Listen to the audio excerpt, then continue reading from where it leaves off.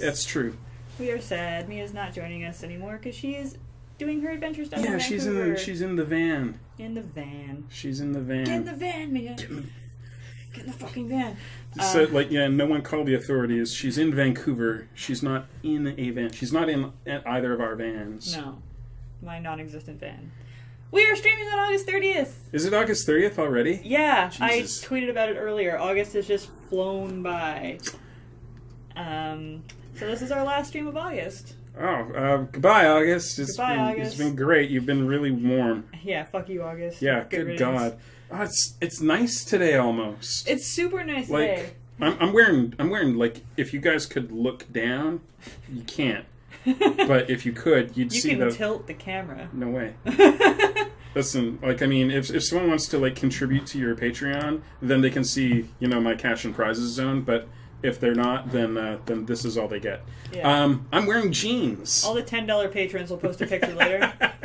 $10 and up for That's right. below the belt, as it were. All of a sudden, you lose all your $10 Patreons. Oh God, you ruined me. So I'm really happy that there's more than 2 people in chat right now because I assumed all of you were at PAX because almost everybody that I know is at PAX. Or they're stupid busy, and that's why they're not at PAX. This is the first time I've not been to PAX.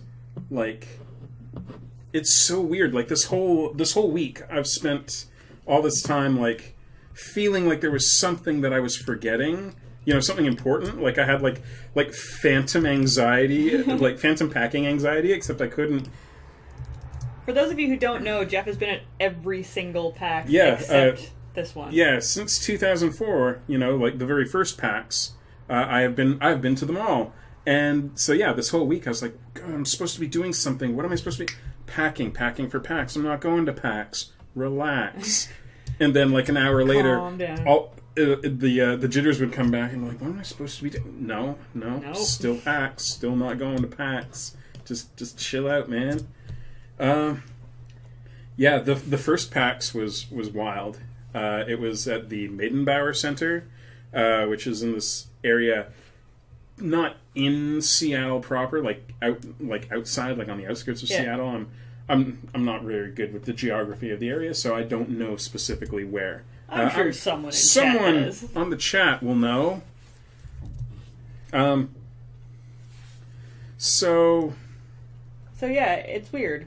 Yeah, to be doing something every year. Yeah, and to not be doing it now. The Maidenbauer Center was much smaller than where PAX is now, which is at the Seattle Convention Center. Would you call Waluigi's pants black or really dark blue?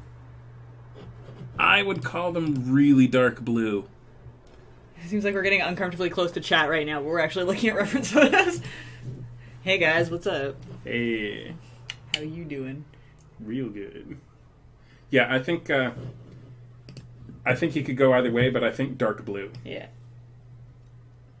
That's the way I would go. Hey, Buster. Buster, what's up? Puglington. You just gonna give me that look? All right. I've only been to 2 PAXs, and both of them I stayed with Jeff. That's true. And basically let him set everything up. Yeah, that's the thing about me and PAX is every year I've been the one to organize the trip to PAX, and as it became more and more people every year, I came out of it worse and worse financially. Yeah. Which is weird because as more people go, it should get cheaper for you to go, but something would go wrong every year. And this year it would have been the friggin' exchange rate. My God. Holy moly, the exchange rate really would have killed it this year. That was the clincher actually, because up until the last second I was considering going because I have a lot of friends who buy passes and then, because passes go on sale before a lot of things are approved as far as panels. So they'll get panel badges and then sell their regular ones. So I usually have a lot of options right until the end to buy badges off of someone. And I thought about it and just I could go, I could stay in this person's hotel, they have an extra spot.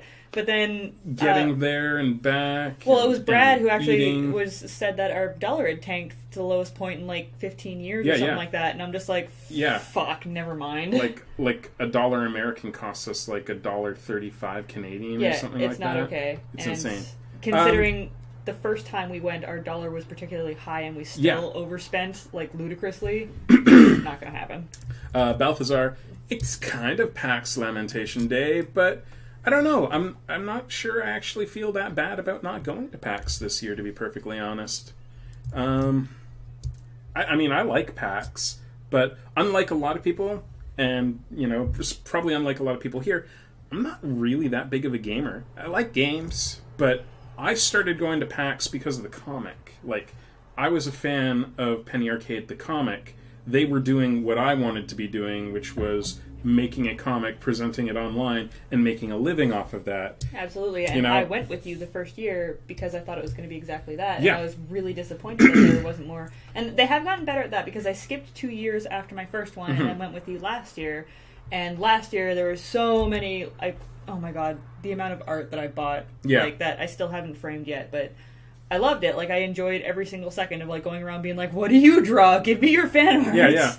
And that's my favorite part, and to that end, I realized I should be going to Emerald City and Comic-Con and not PAX. Actual comic conventions as opposed to Penny Arcade Expo. Nothing against Penny Arcade Expo, but, you know, as someone who isn't just a gamer, it's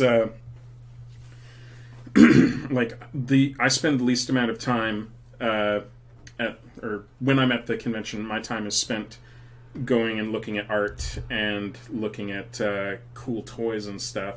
I don't get in line to play games and look at demos and stuff because it just doesn't interest me very much. It's overwhelming to me. Last year I walked around the floor with Jer from Lure, and he took me to, like, you know, have you seen this game yet? And I really enjoyed going around the floor with him and actually, like, watching him play games, and I was super into it, and I'm just like, oh, this looks really cool, I might buy this, but I don't know if I have really bad stage fright a lot of the time, hence why I have a co-host. And I just can't bring myself to, like, stand in front of a bunch of people and test a game that I've never played before, and I can't stand the thought of them watching me fumble around trying to figure out the buttons, and I don't know, it does not appeal to me. I get it. There's always, like, neat stuff to see at PAX, and I do like buying stuff at PAX, like, that I wouldn't normally be able to get my hands on. Like, I get a lot of vintage video game stuff when I'm at PAX. I got a 2600 a couple years ago, which was cool. Oh, wow. An Atari. In really good condition, too. Even had the original instruction manual and everything. You know, wood paneling, which is great. Yeah, because, you know, back in the day, when the Atari was really the only home video game system out there, it had to be elegant, right? So it had wood paneling. Elegant. You know, to match your wood paneled TV. And car. Which was also, yeah. We loved, wood paneling went with everything back in the day. The first PAX, like, getting in was kind of insane. Like, it was... I mean, obviously, being their first convention, they weren't really well prepared for how to do it, so... I never realized how fluorescent pink his nose is until just now. I was thinking the same thing, like, looking at your work, I was like, why is his nose blank? And then I looked at you, like, oh my god. I never really noticed, but yeah, his nose is super pink. Like, it looks like he's wearing a fake nose. Like, offensive pink. Yeah, it looks like he's wearing a false nose. But here's something that's crazy about the first PAX. It was 24 hours. PAX didn't close. Like, the convention stayed open. Oh, I think you mentioned that to me before. All day and all night. So technically speaking, you didn't really have to get a place to stay because you could just stay there. Yeah. So basically, like, Foley and I went the first year, and we were staying at a hostel in Seattle. Technically. Like, that's where our stuff was. But we didn't actually go there during the convention. Like, we arrived on Thursday, slept there, and then Friday morning we went to the Maidenbauer Center, and then we didn't go back until Sunday. Sunday night we returned to the hostel. So was there just areas for you guys to sleep, or what? No. Alright. No. In fact, this is a good one. Balthazar, it was both insane and dangerous, yes. I fell asleep on a bench one night that was beside the escalators going up. And when I woke up, I was in a line. Oh, yeah. You see, the line had formed around me during the night. or that morning or something. Like, I woke up to discover that I had somehow a line had formed around me, and I was now, like, second in line for this, they were doing a preview of Halo 2. This was 2004. Okay. Halo 2 had not been released yet. And if you got in line here, if you were one of the first however many people in line, you would get to go in and play 5 minutes of Halo 2. 5 minutes? 5 whole minutes. Now... Insanity. I didn't own an Xbox. I had never even played Halo 1. I could not have given less of a shit about playing Halo 2. So, like, you're in this line to get a ticket to go to this thing. Like, you get, like, a pass to go in. So without a pass, you can't get into this Kudos for thing. them for actually including you in the line, by the way. Yeah. Because I could see them being like, he's asleep, fuck it. Yeah, let's just take exactly. a spot. PAX culture was great. It was very inclusive. So I sold that ticket to the mom of some kid who had come from, like, the other side of the country. Like, from the East Coast, like, and, like, maybe Florida? I'm not sure. But, so I sold it to her, and, what? Oh my gosh, really? No! Admiral Mimo, why would you do that to me? Oh. Oh, you guys, I'm sure you saw it in chat, but this is what I just looked up. Man. No! No, like, he was 76. I'm actually tearing up right now. It's gonna be okay. Oh, we might have to draw some Freddy Krueger after. That's fair. That's fair. Oh, man. That's really sad. So now my story isn't going to be as happy. No, keep talking about the kid that you made really happy. I made really happy, and also his mom gave me like $100 for that ticket, which was crazy. Really? She's like, I will give you $100 for that. I'm like, sold. Done. So that pretty much paid for most of my trip. Can't get any better than that. Mm-hmm. Yeah, it was pretty great. So that kid got to play 5 minutes of Halo 2 3 months before it came out. That's really cool. You did a good thing. I did a good thing and got a lot of money for it. Okay. Some people sold those tickets for considerably more. Everybody post really cute and happy pictures in chat right now. I need it. Oh, man. Buster, where are you? Where are you when I need you? Come on, Buster. No, now he's being antisocial. He's like, I don't have anything to say about this. Okay. I need chat to vote on the color of his cape thing and the trim, because there's a trim at the bottom. I was going to do a classic red with the white trim, but it's Waluigi and he's fancy. Exactly. And also, I mean, the red and white, I mean, it's good, but it always gives me a Santa Claus vibe. Yeah. So, you guys, colors, help me. Also, I'm taking suggestions as to the color of the metal / whatever the hell his crown is made of. It could be petals and it could be pink. Mm-hmm. Pink is on the table. Elsa powder blue is our first one for the cape. I'm gonna click on some cuteness. Hang on. Oh, look at that! Baby otters jumping! Now you want up closer. Something's cuter than me? Yeah. Unacceptable! Oh, buddy. But he knew that noise meant that there were animals on the screen that he needed to bark at. We're gonna look at puppy pictures and piss off Buster. Who's that? You guys. There's a fruit fly in here. Is there?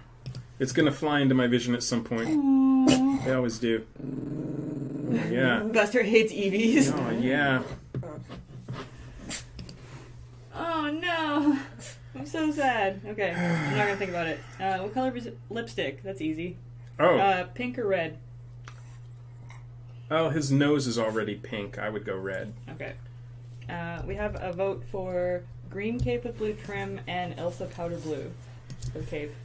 Yeah, the green and blue might be good on the cape because those are like the Luigi colors, right?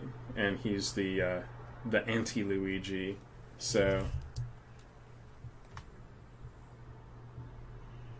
Oh, Buster. Okay, Buster, I love you, but you're making it really difficult to draw. Okay. Okay. Everything's fine. I'm not gonna cry on stream. Everything's fine. Speaking of crying, I finally saw Inside Out. Yeah. Bawled my eyes out 4 fucking times. Yep. Number 1 being during the goddamn volcano thing at the beginning. Mm-hmm. Oh, yeah. Couldn't handle it. For those of you who haven't seen it, there's a short at the beginning of it called Lava. Lava. And it's about 2 volcanoes who are in love. I can play that on the ukulele. It's the most heartbreaking thing I've ever seen in my life. Yeah. Well, I mean, obviously, it's Pixar. It has a happy ending. Yeah. But it's still very... Couldn't handle it. Yep. I think I made it... I don't know if anybody else feels this way, but if I go X amount of months without tearing up at anything, it happens like that. Yeah, like the first like thing... You're a powder keg of emotion waiting to explode. Exactly. It's like you're so ready to be sad. And, I mean... I was one of the few people who, like, barely teared up at Toy Story 3. Like, it did get me at the end, but not as much. No, I was the same way. Toy Story 3 didn't ruin me the way it ruined a lot of people, which was surprising, because everything ruins me. I cried at fucking Joe Dirt. Well, True story. Some things just kind of hit you in the feels more than other things, and it's very personal. But Joe Dirt's a very emotional movie. I believe you, yes. But, yeah, it... completely did not affect... Toy Story 3 did not affect me as much as it did everybody else, but this fucking movie, my god, every time it was, like, slightly emotional, I was like, no! Bing Bong? Bing Bong killed me! That was... Yeah, I thought I was gonna hate Bing Bong, and then his... My 2 worst moments during that film was that scene and the one almost directly preceding it where Joy breaks down. Mm-hmm. And I was just like, they were streaming down, and I was doing my best to not make noise. But I'm just like, I'm not even going to bother cleaning my eyes up, because it's just going to keep going. I'm sorry, people who haven't seen it. We're trying not to spoil anything, but... Oh, man. If you want to bawl your eyes out for an hour and a half straight, go watch that movie. It's a good movie. But I totally see... Was it you or Mia? Someone mentioned that they were using that film with kids who have experienced trauma. Yeah. Mia had been talking about how kids were now going to grow up with the language to talk about this stuff, and then I mentioned having read an article that that mental health care professionals are already using the movie and using toys from the movie for people who are nonverbal. Mm-hmm. So, which is great and so true. You know, like this movie is going to give a lot of people the language that they didn't previously have to talk about these things, which is great. Mm-hmm. It's really good stuff. Yeah, I can 100% see it now. Like, I understand it better with the visual. Okay, so I'm going to try with the powder blue first, because it was the first suggestion. Absolutely. Through the magic of Photoshop, you can try all sorts of things without... Exactly, it's amazing. Okay, so that's blue, guys. He kind of looks like he's just wearing his mom's nightgown as a cape. Yeah. Should we go, like, Luigi green? Yeah, sure. Just, like, offensive green? Oh, okay, no. Like grass clippings green. I say no. There's forest green. It's not bad. Maybe cerulean, like.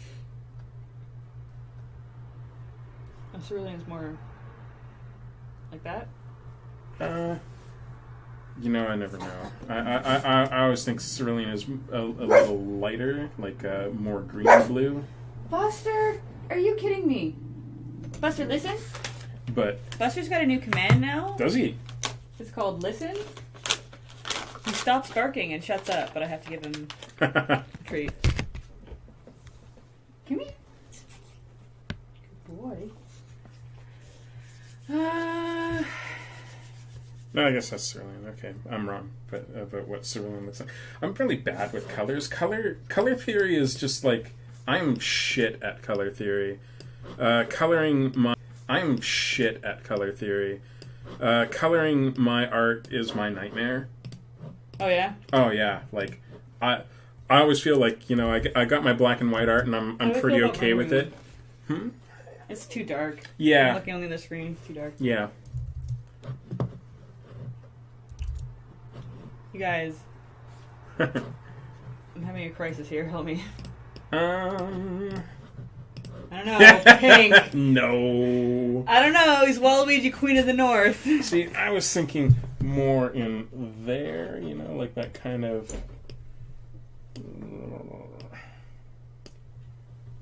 Can I use your brain? Yes. You do it. Okay, I see.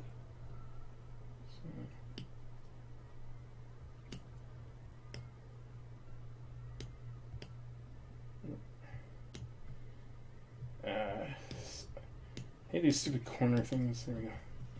Alright, see what that looks like. I don't know. Nah, it's still too nightgown. Forget anything I said.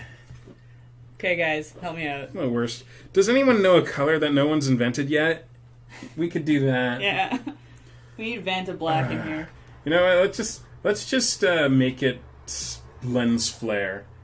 You know, just go up into your filters and just render lens flare in that, and like we'll just make his cape glow.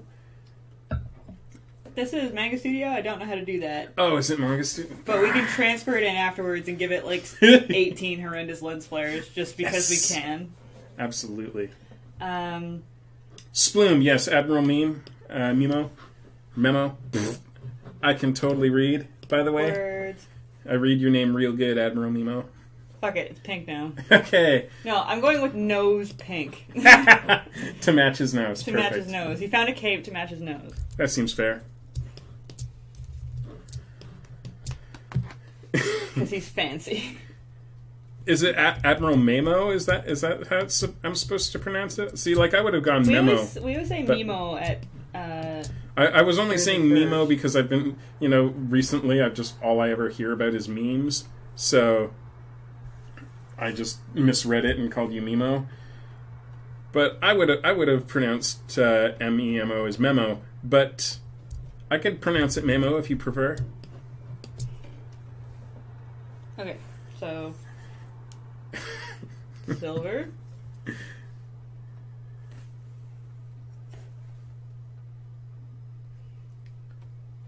Gold. Or...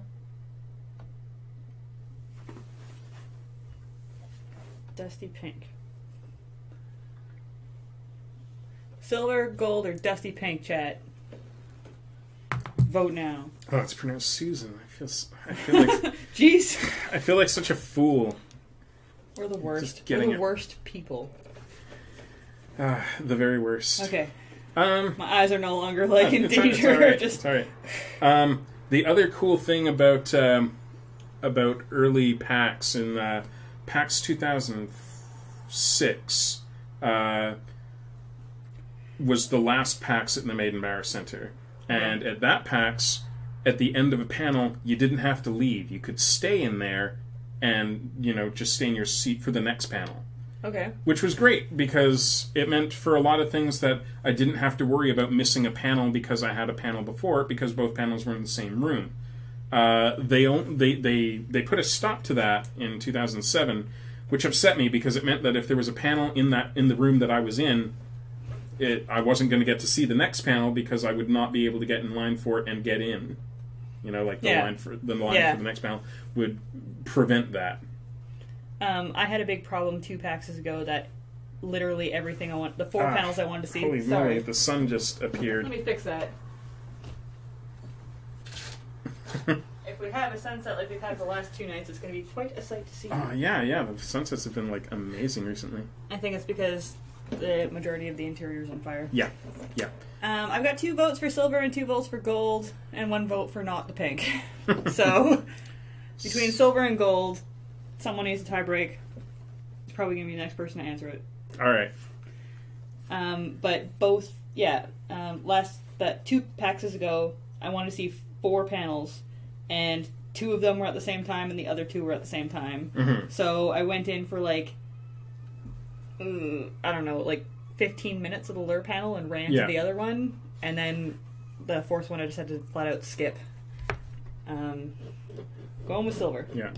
Yeah, the Moat Man, that's definitely a problem at like things like Comic-Con, where people will camp early in the morning or like get there early for panels they don't care about just to secure seating for the one panel that they do. Mm-hmm. That wasn't really happening at PAX, like, because I was sitting in those like to see multiple panels in a row, and I can vouch for the fact that very few people were actually staying at the end of the panels to await the next one. Like, I would say there were maybe like 6 of us that would, or 6 people after any given panel that would stick around for the next one. Mm-hmm. Because a lot of people were there to go do other stuff, Yeah. It just so happened that, not being terribly interested in video games, that I was more interested in the panels. Yeah. So I was more interested in hearing from, like, comic people and from hearing from game designers and character designers and stuff like that. So the panels have always been my main draw for PAX. But, PAX was growing so quickly that I'm sure that was a concern, which is probably part of why they did that. I also expect that, but they wanted to be able to prep the room between each panel without having people there. I don't know. At any rate, it was certainly a thing that I missed, but I don't miss the Maiden Barra Center because 2006 was also the most crowded PAX I'd ever been to. Like, the Maiden Barra Center was full to bursting.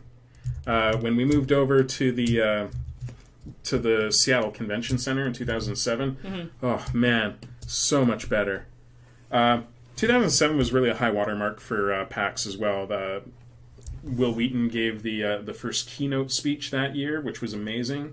Actually, if you find Will Wheaton's keynote speech online, you can hear me screaming at one point in the recording, because at one point Will Wheaton mentions his eyeshadow. Sorry guys, what color should his eyeshadow be? Continue. At one point, Will Wheaton mentioned Leroy Jenkins, and assuming that everyone else in the room would just join in, I just bellowed out Leroy Jenkins as loud as I could. No one else. No one else. Worst. Just me. So that was a little embarrassing, but I downloaded the MP3 of his keynote later, and I remember listening to it because it's a really good speech. And then I remember, like, he got to that point, and I could hear myself in the background in the hall. Leroy Jenkins! And I was like, oh no, it's immortalized forever in this recording. Dude, that's how I feel about half the stuff that we talk about on this stream. Oh, man. It's like, I don't know how to edit the thing, so... These things are recorded? These aren't just streamed and gone? People can watch this after? They go away forever. I don't know what you're talking about, Jeff.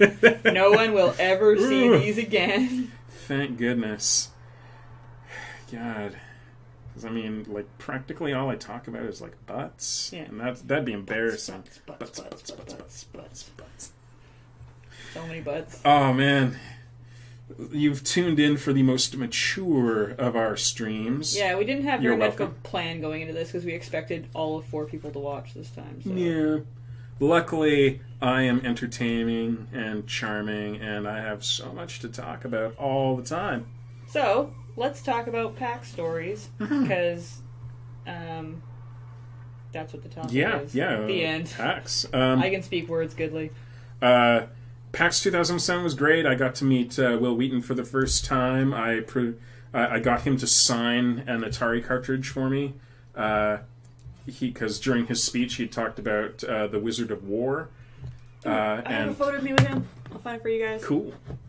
And I found a copy of Wizard of War for the 2600. I'm like, oh man, this is what I'm going to get Will Wheaton to sign for me, because he specifically talked about this game in his keynote speech.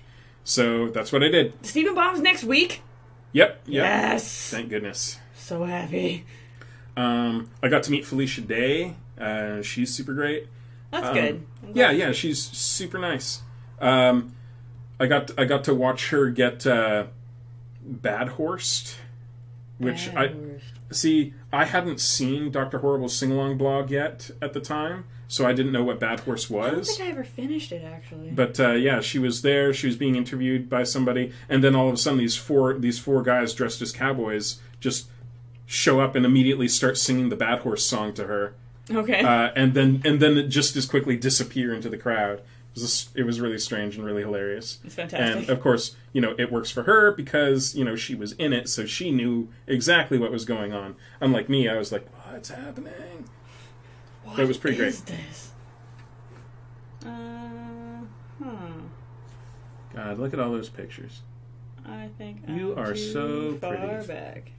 You guys, I'm the prettiest princess, or at least I used to be. Totally. I don't know when it was, you guys. I thought it was really close to the top of my photos, and apparently I am mistaken. I'm determined to find it now, so bear with me. Yeah, you do that. I'll entertain the troops. Gosh. I know that you have a particularly horrible pack story, or at least an entertaining one. Well, I mean, I've got all sorts of pack stories. Let me tell you a really funny pack story about someone who may actually be on the stream at some point. Let me tell you about my good friend Anthony. Yay! Who, by the way, I managed to get PAX tickets for. Nice, without actually, meeting anybody face-to-face at all.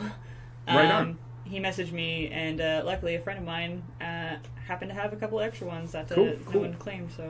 Yeah, it's awesome. Super jealous, Anthony gets to go. Like, oh, man. But yeah, Anthony, he's... I love Anthony. Anthony's great. There it is. But, is that Ann Wheaton as well? Yes. Nice. There we go. Fruits of my labor. Look I at found that. it. I was really drunk. They were super nice. I interrupted their conversation. They still took a picture of me smiling. They didn't have to do that. They did not. Will Wheaton's super good with his fans, though. Yeah. He's super understanding. Anthony's great. I would kind of describe Anthony like a big clumsy puppy, because you can't help but love Anthony, but Anthony will often do silly things, and he, like I say, he's like a big clumsy puppy. He peed on the carpet, and he's sorry, but he's going to do it again. It's going to happen. I'm sorry, Anthony. I love you. Okay, guys. You guys voted for light red for the eyeshadow. I don't know. It kind of looks like pink eye. Not gonna lie. Yeah. I'm going to go through a few other options. At any rate, Anthony comes up to us third day. Myself and Jared and Foley are in line to get Will Wheaton's autograph, as it were, or as the case was. And Anthony comes up to us, and he goes, "Hey guys, I couldn't take a shower today, so I got this new shirt." Fantastic. Which is one of my favorite Anthony stories of all time. Yeah. Like, oh yeah, I couldn't shower today, so I got this new shirt. That's almost as good, right? Next week on the stream. Oh man, is Anthony joining us next week? I don't know. Oh, I was going to ask him for next week. Okay. I think you guys will like Anthony. Anthony's a sweet guy. He's very excited about everything. He's really funny. He is. And he's way into Steven Universe as well, so he will have plenty to talk about with us, especially if the Steven Bomb has started by then. Yep. I think we all know what's going to be happening next week. Oh, man. Well, it's not this week, so 2 weeks from now is going to be 100% Steven Universe. I've got my Steven Universe shirt now. Oh, yeah? Yeah, like the red shirt with the star. And I could wear my Hobbit wig, which would be pretty decent as a Steven Universe wig. You guys would really like my Hobbit wig because it's not hair, it's yarn, it's knitted. It's really great. I'll see if I can find a picture of it for you guys sometime, like nowish, but not really now. Nowish. So this one year when Jeff and I were at PAX. Is this the bad story? This is the interesting story. All right. I had a few friends who had been working on a web series which shall remain unnamed. Mm-hmm. But as it turns out, Jeff was a big fan of theirs. So I'm just like, oh, hey, these people that make this web series that has to do with a video game are coming to PAX, and they're texting me, and he's just like, oh, I like that guy. He's really cool. Yeah. We could be friends. I was a big fan, you know. Like, I'd watched a whole bunch of his YouTube videos, so it's one of those things where, like, you watch someone on YouTube for a long time, and you just get... You think you get this feel for them, and you're like, oh, man, we would be friends. We would get along so well. We're very similar. Clearly, we would be buds. Yeah. Clearly, this needs to happen. Yeah. And for the most part, I thought he was a cool dude as well. And it's not that he isn't a cool dude. He just... There were circumstances. So, I guess it wasn't a big... It wasn't really planned, like, the PAX visit very well. If it was planned poorly. And they only got accommodation for half of their team. So I was getting texts from them saying, like, well, I guess we're sleeping in our car. Like, do you mind if we, like, use the shower at your hotel so we can go to our panel? Which was, by the way, like, sold out. Or I shouldn't say sold out, but, like, over capacity. Like, so much interest. And I was really shocked that they didn't have, you know, hotel accommodations or anything, considering how huge they were. So... I very nicely went to Jeff and I'm like, hey, so feel free to say no, but this guy who does this web series, like, you know, like 6 of the people who are involved in it, they have nowhere to stay and they're planning on sleeping in their cars. Yeah. And that kind of blows. Do you mind if they sleep on the floor? Like, all they'll do is come in, sleep, shower, and get out of our hair. And Jeff was just like, yeah, I mean, if they don't have anywhere else to go, for sure. Like, I'd like to meet the guy. I'm sorry, I'm not going to be using any names here because I don't really want to defame anybody, but we'll call him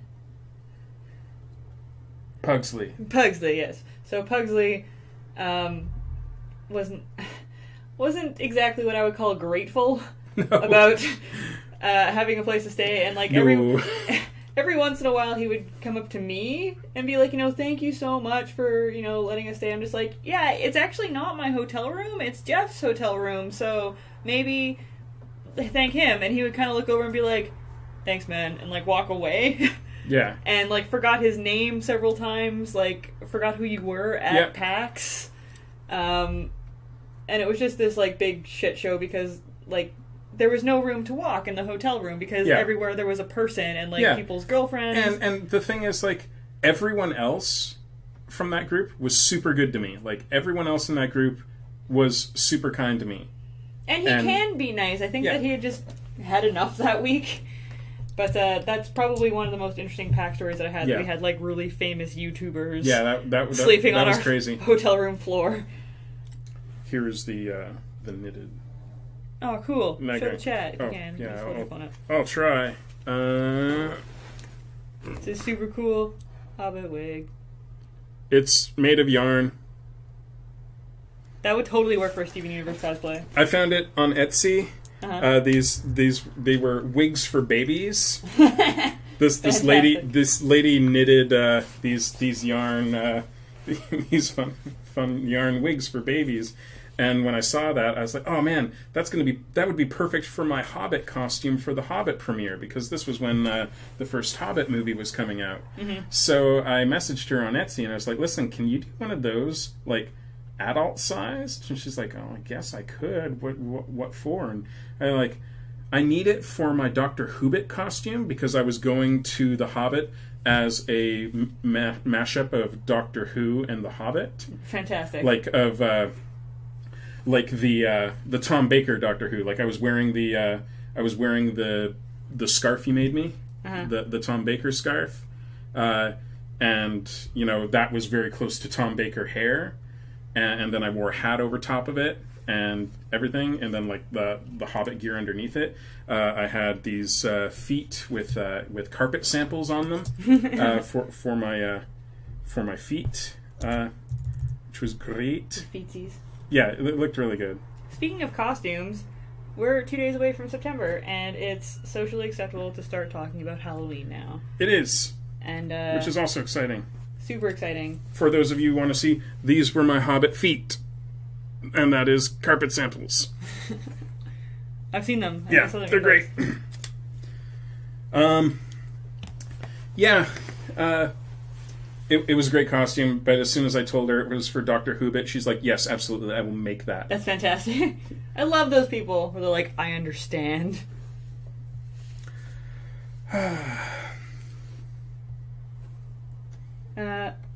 So we can also talk about past Halloween costumes. You're correct. There is nothing sadder than a bald baby.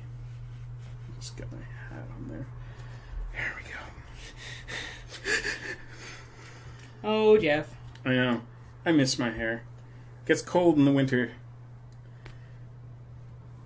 Yeah, that's right, Buster. It gets cold in the winter. Buster has no feet right now. Buster's got all his legs tucked underneath him while he's sleeping.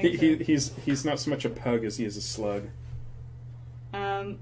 What are your favorite past Halloween costumes / things that you've dressed up as? Well, I mean, obviously the top of my list is going to be my Ghostbusters costume. Because my proton pack is rad. I went as the Hamburglar in 2004. Oh, I didn't know that. Yeah, Halloween 2004, which happened during a whole other story. I was miles away from meeting you at that point. Yeah, absolutely. I went to. I went as the Hamburglar, and I went to the McDonald's. I was going to say, please tell me you went to a McDonald's. I did. I went to the McDonald's at Cedar Hill Cross. And they had no idea who I was. What? Yeah. It was the most disappointing thing ever. I went in, there's no line, I go up to the counter, I'm like, Robble. And they're like, what? Unacceptable. I'm like, I'm the Hamburglar. And they're like, what's a Hamburglar? No. And I'm like... And I'm like, are you serious? And then someone chimed in, like from near the shake machine. They're like, is that like the Krusty Burglar? I'm like, no, it's not like the Krusty Burglar. However, the Krusty Burglar is like the Hamburglar. And like, look at your bibs. You see those bibs there? You see that guy? That's the Hamburglar. Oh yeah. It was so disappointing. That legitimately just made me like lose faith in people. I know, right? Like how do you work at McDonald's and you have no idea? Oh man, have you seen the new Hamburglar? No. Oh god. I didn't know there were new versions of anybody. Yeah, they've just started doing new Hamburglar commercials apparently. He's sexy now. Oh my god. Yeah. Let's never speak of this again. Yep. It's like what? No. He's like a suburban dad or something. No! Except his secret double life is that he's the Hamburglar. He's got like handle that. A secret hamburgling lair in his garage. This stream is like all kinds of traumatic for different reasons. Oh man.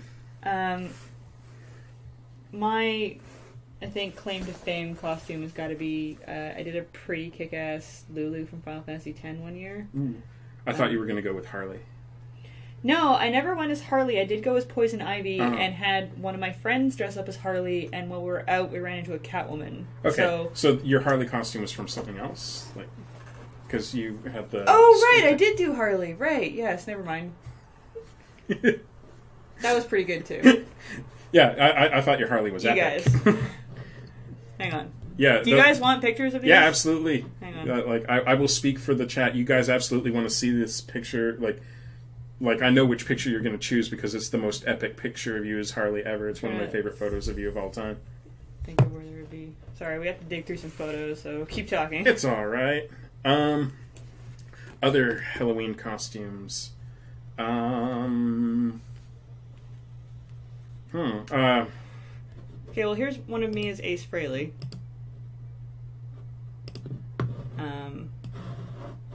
If you guys didn't know, I'm like a big Kiss fan. Sorry, it's really tiny. I'll try and find a bigger version. I went as Magenta from Rocky Horror Picture Show a couple years ago. That's pretty awesome. Yeah, it was a pretty good costume. Like I found this maid costume, and then like I got one of those like frilly underskirt things that goes under that makes it poof out. I don't know what those are called, but that's what I had. Oh wow, your hands are okay. awful So there. when I was living in Los Angeles. Oh yeah. My roommate was a makeup artist, and she did a bunch of appliances on my hands. So I went as this like crazy ghoul thing, and I had these like creepy ripped up hands. It was pretty awesome. The magenta costume, I wore fishnet stockings with that too. Weird, because it feels like you're wearing something, but it's still really cold. Yep. Like, it's just a strange... Welcome to Ladyland. It's a strange feeling, because your legs feel like they're covered, but, you know... Not really. They're cold like they're not. You can't really claim that you're wearing anything at that point. Okay, so... My memory blanked, but yes, I dressed up as Harley Quinn one year. Here's proof. That's a really good one. I also like the other picture where like your head is back crazy, and like you got the super crazy eyes. Instead of doing the normal like skin tight, super sexy, I went Harley Quinn straight jacket, just having the shit beaten out of her by Batman. Yeah. Getting into Arkham, and I had a straight jacket, and I had a bunch of people who didn't know who the hell I was. They're like, "What are you, some kind of clown?" I was so upset. But people are the worst. The people who did know came up to me and were just like, "You know her last name!" Yeah. Because I guess people who have done that before just put Quinn. Yeah. And I'm like, that's not her last name. How do you feel about the Harley Quinn that we've been presented with in Suicide Squad?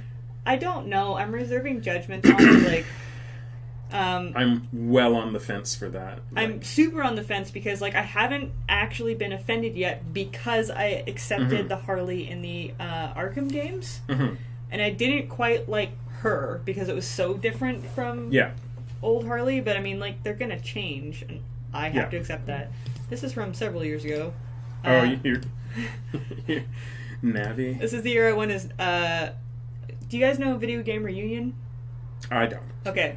You should watch it. It's a really funny series. It's a very, hang on. I'm going to click on this picture that someone just sent me and hope that it's not something horrible. Nice. Cool. Akayatana. Can I show that on the stream? We'll wait for an answer. Yeah, we'll wait for an answer. Yeah. In silence. Yeah. Video Game Reunion. It's a very, kind of like Office, like mockumentary. Yeah. On, like, in this universe, actual people were, like, portrayed in the video games. Like, they were more like movies than they were in video games, so it was an actual person acting out those things. Akatana was down with it. So this is what Akatana just sent us. Very cool. Very, very cool. I like it. I like the big group, really well done Star Wars stuff. I wish I could be a member of the 501st, but I don't have the patience to do it. And I know at least a couple of people in the 501st here in Victoria that I don't care for, so I would not fit in with the local group. Sorry there's not a lot of drawing. We're actually going to make this one a little bigger. We're just going to chat with you guys for a minute here, but... Alright. Oh my god. We're huge now. So, Video Game Reunion, in that universe, it's actual people who are in the video game. So it's a reunion of, like, Luigi and Mario and Bowser and Link and Mega Man, but they're all just people coming to a convention, and they have, like, the costumes that they wore in the video games, but it's very, like, what they did after their lives, and, like, Luigi became, like, the big crack addict, like, drug-riddled brother, because no one remembers him as Player 2.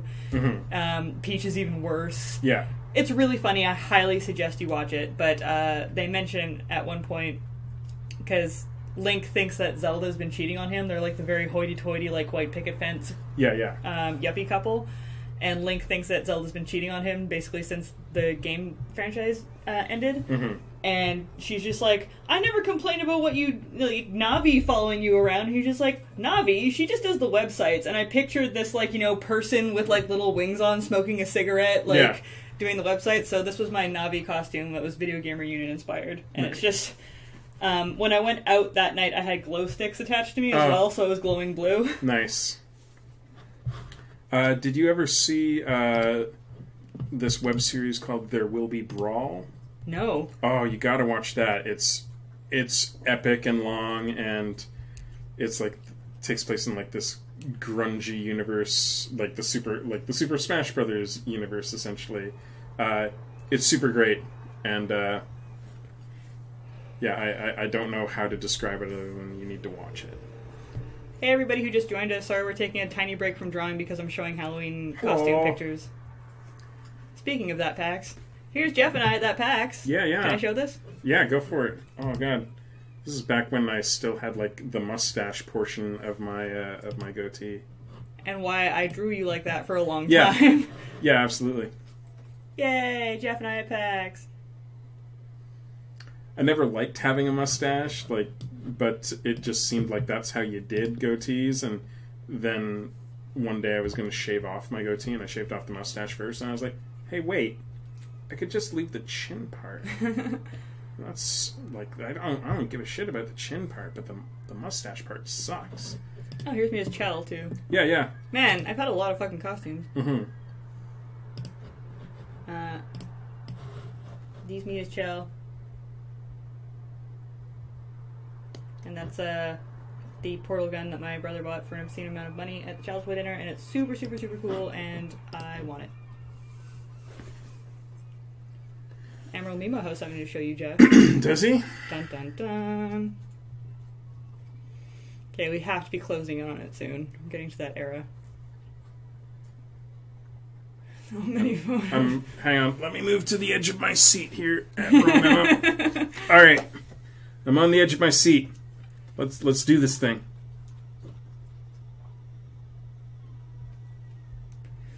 Fuck.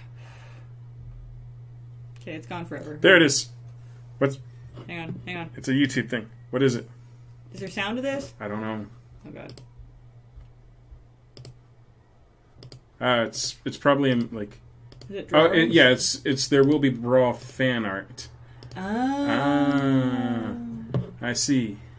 I will look through this in more detail this evening when I get home. Then. Yes. Thank you, Admiral Memo. I will check that out. Tweet that at him because we're gonna lose this. Chat. Yeah. Tweet the YouTube link at me, and I will check it out later. Oh. Here. No, never mind. False alarm. Everybody, don't listen to me. Yeah, never mind. It wasn't nearly as exciting as we thought it was going to be. The pictures we're going through. I mean, okay. not the link you just gave us, Admiral Memo. One more idea here.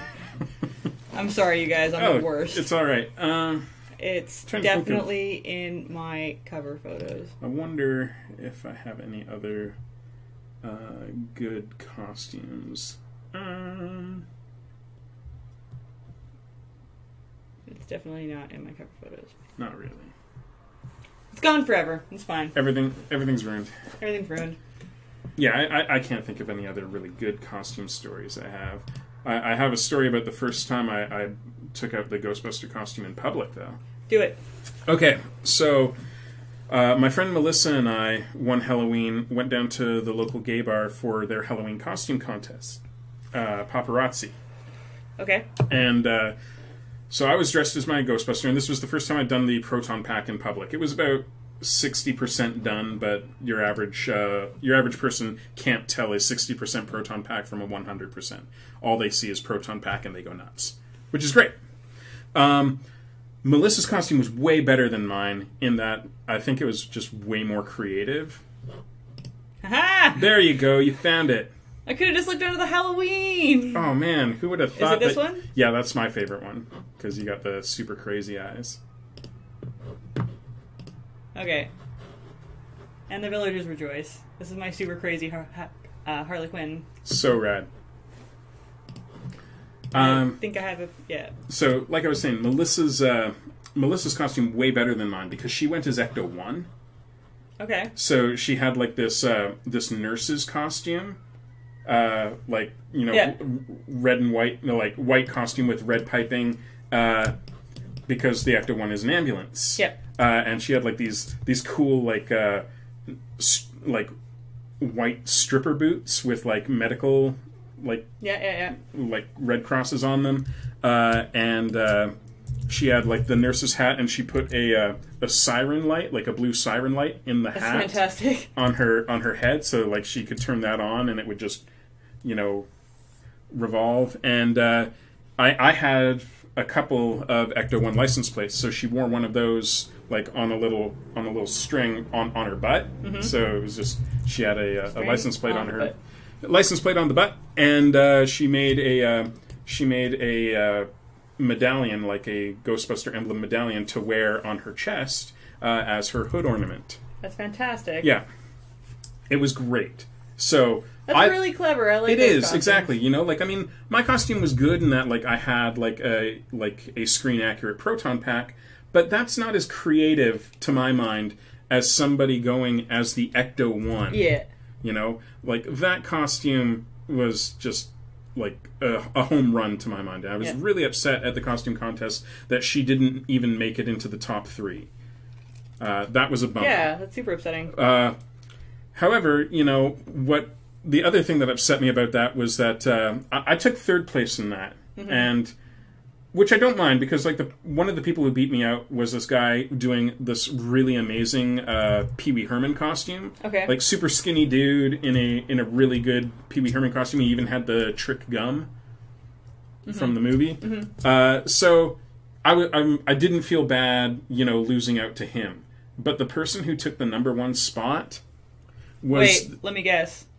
Was it a scantily clad woman? Essentially, yeah. It was a 19-year-old girl there for her birthday. And she was basically just wearing like she was wearing like a bodysuit, right? You know. Was it by applause? Yes. That's why. It was by applause, and she came in with a group of her friends. You know, a large group of drunk friends. So all her costume really consisted of was cat ears and a tail pinned to her back. Really? Yep, that was her entire costume. And that's super upsetting. And she came in, and all of her friends made the most noise, and so yeah, she won. So she won $500. What? Yeah, that was the grand prize. My proton pack actually weighs 40 pounds. Great God, Sephiroth. I wish it weighed 35 pounds. I wish it weighed considerably less, because wearing that thing for like 8 hours at a time is the worst. For those of you who tuned into Desert Bus when we were auctioning off a soloing Egon, Jeff had to dance in that thing, and then immediately afterwards was just like, I need to take this off. Yeah, somebody needs to take this off me right now before my spine caves in. Yeah, so that was a bummer. The other guy, the Pee Wee Herman guy, he won $100. I won a set of glasses, like, you know, like beer glasses. Okay. So that was a bummer, because I really could have used that $500 to help offset the cost of the proton pack, because the proton pack was expensive to make. Yeah, that's BS. I don't know. Yeah. I'm a big fan of those kind of contests when they actually have like a judging panel. Oh. Yeah, like clearly somebody should have been judging that and not just going by who gets the most applause. Yeah. Because that's already super subjective to begin with. Yeah. I went to a air guitar competition in Victoria, and one of my friends actually came in second in that. But there was 2 people who they didn't. I have to admit, an impressive job with what they did. One of them did a whole Gem and the Holograms bit, but they were immediately disqualified because they did an air guitar bit to a song that had no guitar in it. So like, we're really sorry. We understand that you spent a lot on costumes, but they had actually like prop instruments, and that's also banned, right? Yeah. So they're just like, not only are you banned for using props as guitars, but you chose a song with no guitar. Like, this is an air guitar competition. I'm sorry. Yeah. But they were really good. Yeah. And there's another dude who did a flawless air drum thing, and they're just like, we're blown away, but this is an air guitar competition. Yeah. Sorry, dude. But they were very obviously the fan favorites, and it made me feel a little bit better for the people who actually followed the rules. Yeah. Yeah. Contests are tricky when they're done by applause. Like, I would rather have a judge decide that I'm not getting a prize than have, you know, drunk applause people, do it. Something else really crazy that happened that night too, which is really funny. This was like Twilight was just becoming a huge thing at this point. Mm-hmm.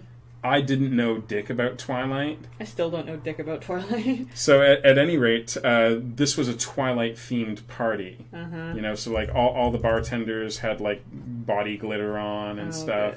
But the MC was was done up, and they were supposed to be like, I don't even know his name. What's Bella's boyfriend's name? Like the Cullen? Yeah, like he's I think that's his last name. I don't remember his first Edward? name. Yes, there you go. Team Edward, right. Yeah. I'm sad that I know that. the MC was supposed to be Edward. Okay. But I didn't know who the fuck Edward was. I'd not seen the movies. I thought that... I thought the MC was doing the greatest David Bowie costume I had ever seen. Fantastic. And I went up to him and I was like, that is an amazing David Bowie costume. You look great. Oh my God, he stared daggers at me and he was so angry at me. That's so great. That's... fantastic. You know? I wish I had been there. And the thing is, looking back on it now, I think I knew him because I thought, like, I didn't recognize him because I hadn't seen him in quite so long, but I think it was Attila. And I'm not sure, but I'm pretty sure it was. Attila is one of the owners of Paparazzi. Okay. Attila and I believe his brother or cousin or something owned Paparazzi. I used to work with Attila when he ran the cafeteria at Kmart. Okay. Yeah. So, but clearly, if it was Attila didn't recognize me either, which is probably fair. For the best. Which is fair because Attila at that point wouldn't have seen me in about a decade. I can make this smaller now. Sorry, guys, I forgot to make the picture smaller. And I think I was bald by that point, and Attila had never seen me without hair. Is that about right? Somewhere around there? Yeah. Probably good. But yeah, I really thought it was I thought it was the greatest the greatest David Bowie costume I ever saw, and I was wrong, and they were very angry at me. That's the thing that happened. I'm so sorry, Jeff, but it's a great story. It's though, so right? funny. I love those stories that are so funny in retrospect. Actually, that night is full of stories. Another group came in, and one guy was dressed up as Teen Wolf in his basketball gear. Oh yeah. Which I thought was amazing. Like he had like a proper basketball jersey for like the Wolverton Beavers and stuff. And so I went up to this person. I was like, "That's amazing. That's a great Teen Wolf costume." He was like, "Fine." And I was like, "Oh, sorry." And like afterwards, I was like, "Man, what was his problem?" I was just telling him that, "Oh, we're in a gay bar. He's not gay. He thinks I'm hitting on him, and he's creeped out." Oh. I'm like, oh. Those things that you have to think about. Yeah. Because I was in a discussion with somebody at one point, and like partway through the discussion, he stops and he's like, "Wait a minute. You're not gay, are you?" And I'm like, "Oh." He's like, "Oh." I'm like, "Sorry." He's like, No, it's okay. It just, I thought things were going really good. And I was like, "No, we're having a great conversation, but yeah, sorry, not gay." Sorry, dude. I'm going to pause this here. We're going to go on a break. And then when we get back, either we'll take requests. I might have it in me to try and draw something Nightmare on Elm Street. Mm-hmm. I might not. Let's be honest. I just heard about this now. I don't know if I can do it. I'll do it. But we also have your Gravity Falls thing. Yeah, so we'll let the chat decide between the three. But we'll see you guys in about 5 minutes. Katie.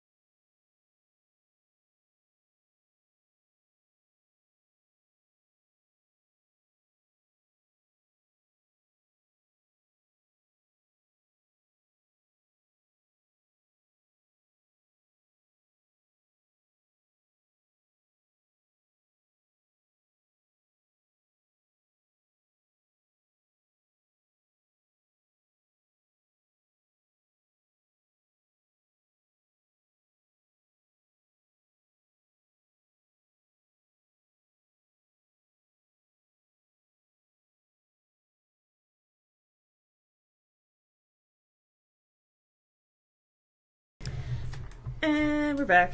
We are. You guys, I have decided that I am not up to drawing Nightmare on Elm Street stuff because I'm going to start bawling my eyes off on camera because it's not okay. Yeah. But Jeff can. And I'm going to try not to cry while Jeff is drawing it. So that's a thing. Yeah. And if this turns into like an Ash starts getting weepy, he's going to continue on with his Gravity Falls drawing from before. Yeah. If you tuned in last week. Ha ha ha. Alright, so let's see. What am I going to draw? And you can also look up if you need reference. Yeah. I'm going to wear my Freddy glove in honor of this. Cool. Because, fuck it. It's coming off the wall.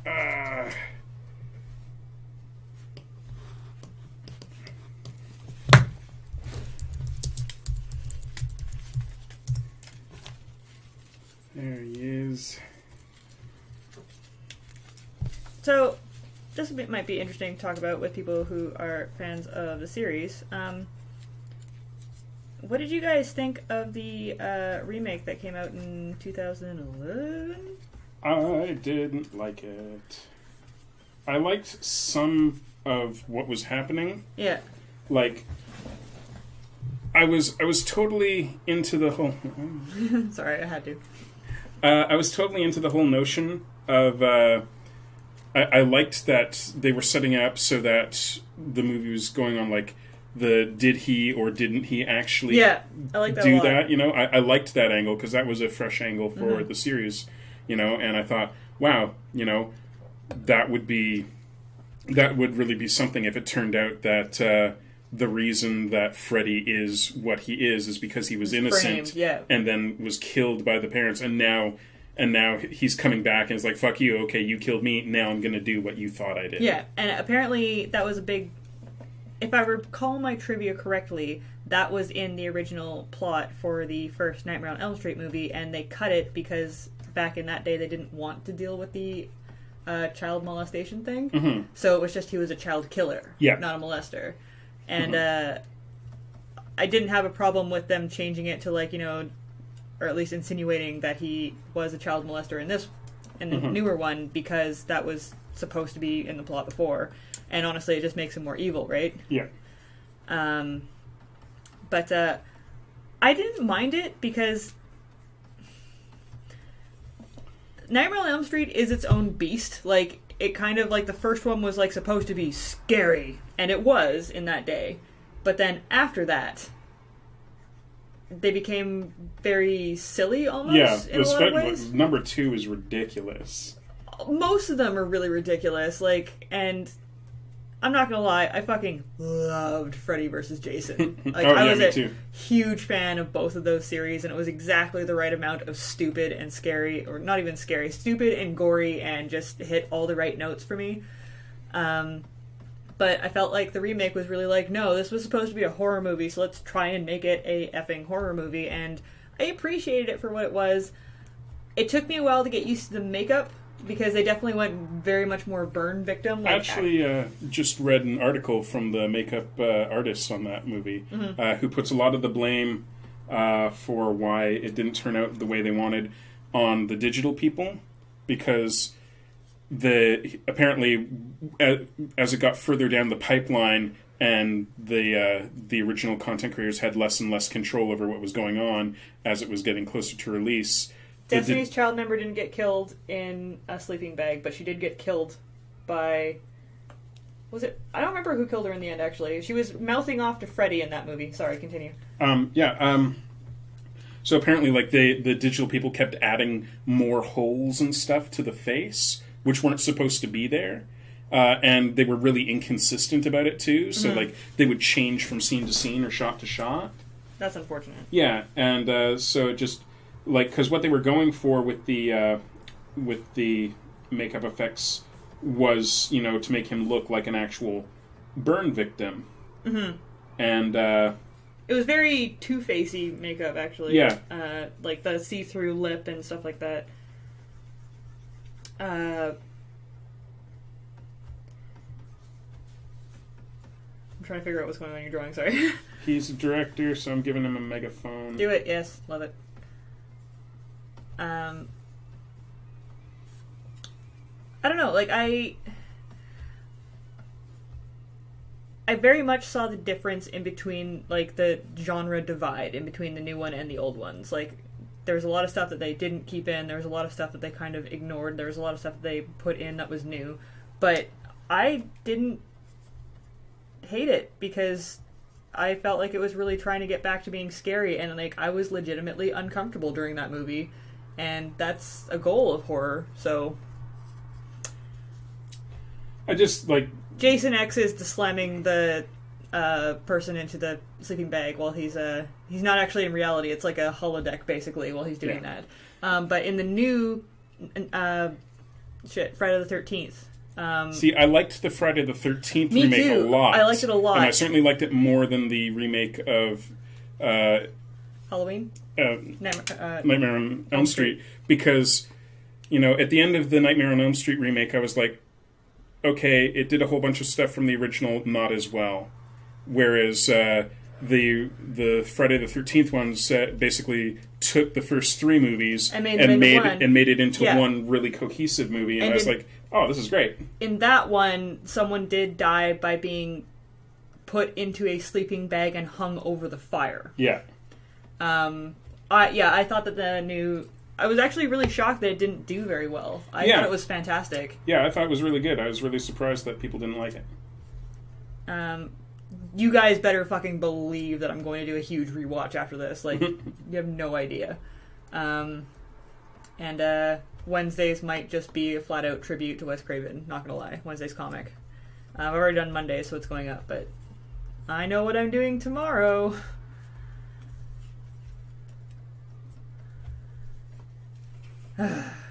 You be okay there? Yeah, I'm just... You all right? I'm sorry, guys. I'm sorry that this happened on camera. I'm, like, in this weird, like, no! I really want to go back and watch New Nightmare now. Fuck. Aww. Okay, while he's drawing that, let's change the subject to something else. Either more pack stories or stuff that we're watching, or... You guys send me pictures of Halloween costumes that you've had, or something like that. Something that doesn't have to do with Freddy Krueger, preferably.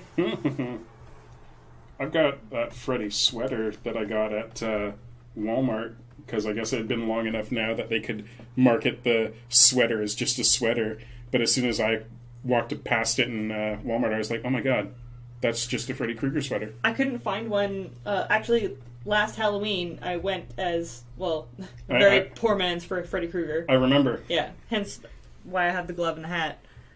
And the funny thing, well, I mean, didn't you not have the hat at the time? No, like, I had the glove and the hat because they were selling them, but I couldn't find the sweater anywhere. Okay. Yeah, because I remember thinking, because, like, you did a comic about it, right? It's like, so you just went as a child. Yeah, I think I did the comic a year before I actually got the costume. Yeah, so, like, because I remember commenting on that. I was like, gosh, it's a shame you didn't call me, and then posted a picture of, like, my Freddy Krueger hat with glove, because, like, I think at the time you had, like, in the comic you had the sweater and the glove, but no hat, so you were just...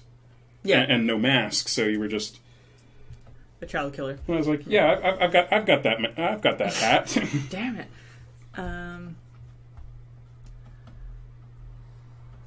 Not sure. Wukong before. Sorry, can you click on that? I don't know. Okay. Sorry, I don't know how to pronounce your name. Akayatana, I think it is. Akayatana. Yeah, I got nothing. This thing? Yeah. Ooh. Is that a photo or a drawing? It's a photo. My god. That's amazing. That is really impressive. Well done. Alright, no. There we go. You're gonna have to flip it because it's on the wrong hand. If you're doing Freddy Glove, that is. I'm not. Okay. Because this is Wes Craven. Yes. I'm gonna do Freddy in a second. Okay. Yeah, pronunciation was correct. Fantastic. Hooray! 3 hours of makeup. That's not okay. You guys, I lose my mind if I have to sit through, like... when I showed you that photo earlier of the hand makeup, I had to sit there for an hour and a half, and I almost lost my mind. Partway through it, she's just like, "Oh, it's not really sticking. Let me add some more adhesive." I'm like, "No, it's fine. Everything's fine. I just won't move my hands very much during the evening. Just stop it." So I don't know how people like Doug Jones or what are some of the big ones? People like the Two-Face makeup or the Freddy makeup. I don't know how they do it. Fuck. Yeah, I can't imagine either. I'm trying to think of like more PAX stories. I don't have a lot of stories from last year's PAX. Last year, okay, I do kind of have a story. Last year, the second we got down to PAX, and Jeff was involved in this one, we got into a bus accident before PAX even started. Our whole group, I don't remember where we were in town. We were busing for food or something? I think so. I think we were going to Will Call, too, to pick up our passes. Okay. We went into down. We went to Wilco to pick up our passes, but they weren't. Wilco was closed or something. Mm-hmm. We went into downtown Seattle when we got there. I think it was more just like, well, we're in Seattle. PAX isn't starting yet, so. As we were busing back afterwards, like we had gone to Target to get like cheap booze, and the States has a lot of fun things that Canada doesn't, like really crazy. Flavored vodkas and different like Pop-Tarts and like random things that you wouldn't think are crazy flavored, but so we bought a bunch of that crap and we got on the bus, and we weren't on the bus for 2 minutes before we just heard like screech, and then the bus went from like full-blown speed to nothing, and everyone on the bus fell forward. One of our PAX mates got semi-injured, actually. Yeah, her knee slammed into the wheel well part because that's where we were sitting. Yeah. Her knee is still fucked up. Really? Yeah. That sucks. Yeah. And we thought that someone had just gotten hit by a bus, like our bus. Yeah. And we're just like, fuck. But no, our bus had been hit. Yeah. Well, our bus had been almost hit. I guess we got sideswiped by someone coming out of a parkade. We got sideswiped, and the bus driver assumed that the person would stop, and when it became clear to her that the person wasn't stopping after hitting the bus or sideswiping it, she ran off of the bus without saying anything to the passengers. So I thought that she had hit somebody. Yeah.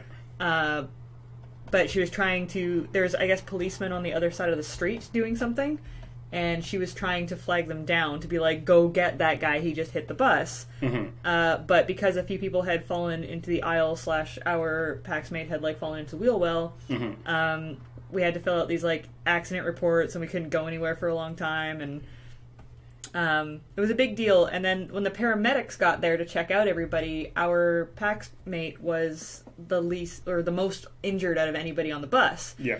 And so they were very much like, you know, do you need to go to the hospital? Like, we should probably take you to the hospital. And she's like, no, it's fine. Like, it's just a bit swollen, but I can still move it. Like, it's not broken. Yeah. And they're like, no, but we should probably take you to the hospital and get this all on record, blah, blah, blah. She's like, why? And it took us a while to realize that it's, I guess in the States, that's something to sue for. Yeah. We can't do that in Canada because we have these archaic British laws that have to do, like, you have to pay so much money to sue someone that it's usually not worth the outcome. So we don't do that here. Plus, we have free healthcare. So we couldn't figure out why these paramedics were just like, you want to go to the hospital. You need to go to the hospital right now. And we're just like, actually, no, we don't, because she can walk and stand, and we're not 5 years old. But for the rest of PAX, she got like the quick entry thing. Yeah, she got the skip the line. Yeah, which is basically like a golden ticket at PAX, to be perfectly honest. So like, I loved going to events with her at PAX because it meant, you know, not waiting in obscene lines. Like, I got my Tetris guy autograph in 5 minutes instead of 90. You know, it was great. Yes. Quotations are correct for free healthcare. You do still have to pay into it, but it comes off of your health check or your paycheck. And if you aren't making any money, then you don't pay. Yeah, that's how it works. I like to say that essentially what we pay for our healthcare in is time. You know, it takes us forever to get in to do stuff. You know, like if you need to go see a specialist or whatever, because we can't pay for that, it might take us months and months to get in to see somebody about whatever.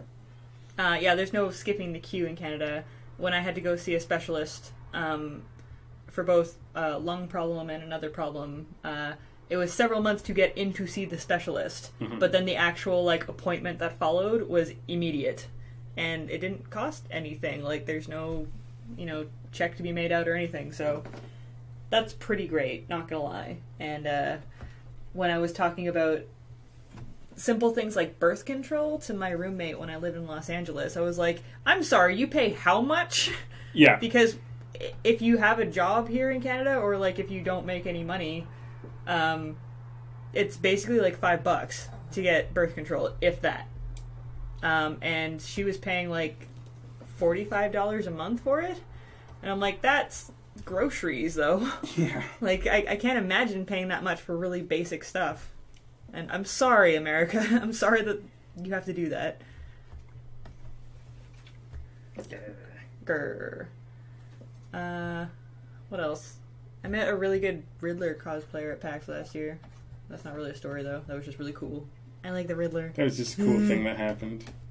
Riddler. God. What the fuck else happened at PAX last year?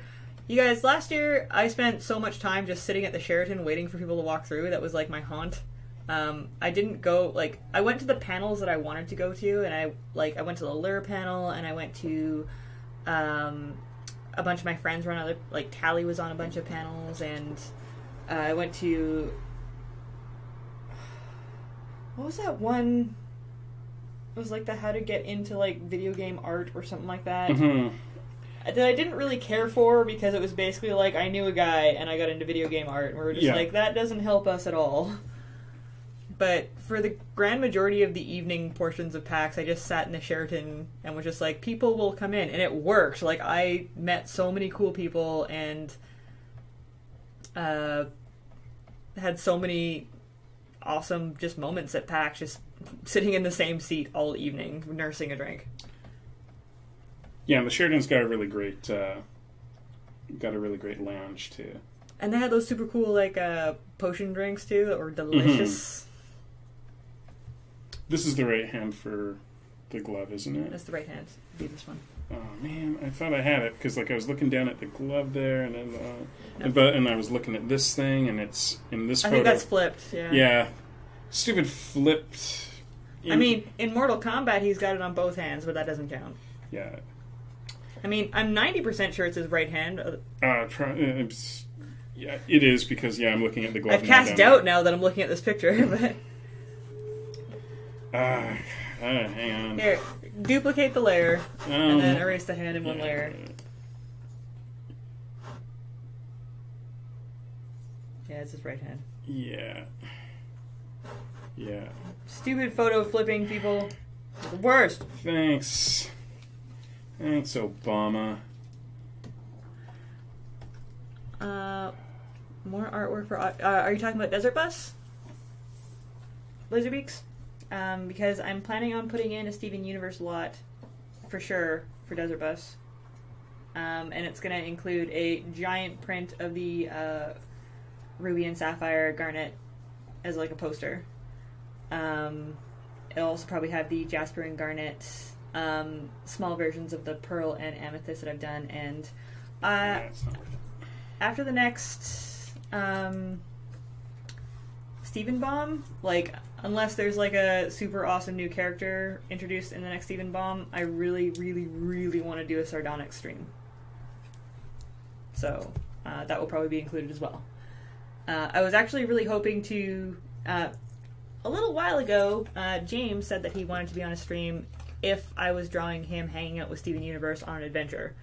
And my plan was to have James on a stream and draw Sardonyx holding Steven and James in her hands. Which I thought would be fun. But yeah, so long story short, yes, there will be more art that will be auctioned at Desert Bus, and it will be all... I mean, in theory, my $10 patrons can download it and print it off themselves, but otherwise unavailable. It wasn't at the right angle, Falcon Knight. Art. The Fury Road poster. You mean that drawing that I did that one time? It's not really a poster. God, you sound so gross there. So, Buster just finished a cookie and is now licking the crumbs off of the carpet, and it sounds really gross. Because Buster's a pervert. Hey, how about you calm down? Come say hi to the chat. Here's a dancing bug. Hey, buddy. Mm-hmm. You just smelled the treats over there. Buster, who's that? Is that Freddy Krueger? Yeah, I would really love... Okay, Great God Sephiroth, Lapis Lazuli, 100%. Like, I want to know her backstory, but, like, more than anything, I want to know the story of the war. I want to know what led to it. I want to know who was there. I want to know all the little ins and outs. Like, I want to know all those things that are running around in Rebecca Sugar's head so badly. Oh, yeah, she did say she would do that. That was Hillary. I will totally talk to her. I completely forgot about that as well. Yeah, that would be cool. Hillary said that she wanted to do a poster of all the people at Desert Bus as Mad Max characters. Ooh. And the bus being like the vehicle. Yeah, like a war rig or something. Yeah. Cool. And that would be super cool. I will bug her about that actually, because I'm not sure if she remembered. But Hillary, when she does projects like that, it takes a month or two, so she should probably start it now. Or draw it during the run, which would be equally as cool, and update us like the actual Desert Bus poster is. Loading Freddy run. What else? Oh, I was gonna bitch about Mario Party 10. Yeah, go for it. So, first of all, chat, have you played Mario Party 10, and what did you think? I have not played Mario Party 10. I have. What? Why, Ash? Whatever did you think of it? So, okay. It's really pretty. I'll give it that. It's beautiful. But they've very obviously rushed this one, and they've taken away some things that were like, this is Mario Party. The number one thing on that list would be altering how long the game is. Because it used to be that you could do up to 5, 10, 25, and 50 stars, if I'm not mistaken. Yeah. That system's gone. Now it's just like a roughly 30-minute game, depending on how slowly you roll the dice. And everybody moves along the board in one thing, like you're not in different spots. So if you just happen to keep rolling sixes, it's over in like 15 minutes. Yeah. So that's kind of lame. Like the mini games, like a lot of the classic ones are still there from what I can tell. We didn't play that much, but they've changed some of them. They've added some, obviously, like they do in everyone. And it looks gorgeous, but it's really lame that it's no longer like a board game because everybody's moving around at the same time. And I really thought there was a classic Mario Party mode in that, and there is not, and that makes me sad. They have mini stars now instead of actual stars, and if you roll luckily, you can just land on a thing that gives you like 8 mini stars. So at the end of the game, it's a difference between like someone in your party of people has like 15 and someone has 80 something. So it's not even close to fair. And what I really liked about the old Mario parties is like you'd have that one person who had 10 and everybody else had 6. And it was just like, okay, everybody gang up on that person and steal 1 star. But when you're stealing like 20 and you're still not getting ahead, it's not really fun. Brad knows, I don't know if he's been popping up in chat very much, but we played one last night where it was probably the unluckiest rolls I've ever had in my entire life. Board games and Dungeons & Dragons included in that.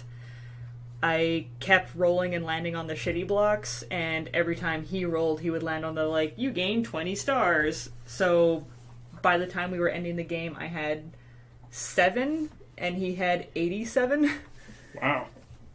And, you know, the last game gives you a chance to gain, like, 26 stars. So that's supposed to be, like, the game changer. And it's just, like, if you lose this, you still come in first. Like, there's no way you can lose the game at this point. And then, on top of that, they hand out 10 or 20 stars as awards, which are totally random. So, the first game I played, it would be, like, you know, 10 stars to the person who moved the fewest spaces. and 10 stars to the person who won the most minigames. Yeah. And then the next time you play, it's 10 stars to the person who landed on the most special blocks. And I'm just like, hang on, wait, they're different each time? Like, that's stupid. Yeah. I will say this, the Bowser mode in it is actually kind of fun. Because you get to... Can you click on that to Stolen Jokes? Where do you go, pointer? There you are. God.